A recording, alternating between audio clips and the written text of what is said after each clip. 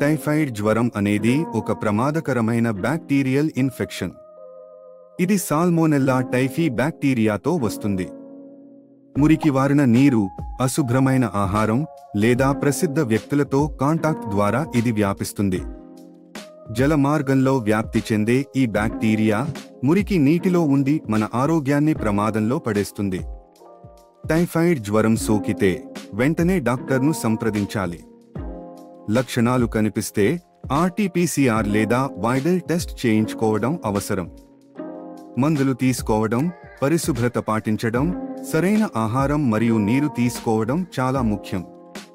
మరియు బయటకు వెళ్ళేటప్పుడు మాస్క్ ధరించడం మర్చిపోకండి. నీటి శుభ్రత, ఆహార శుభ్రత మరియు స్వచ్ఛత విధానాలు పాటించడం ద్వారా ఈ వ్యాధిని నివారించవచ్చు.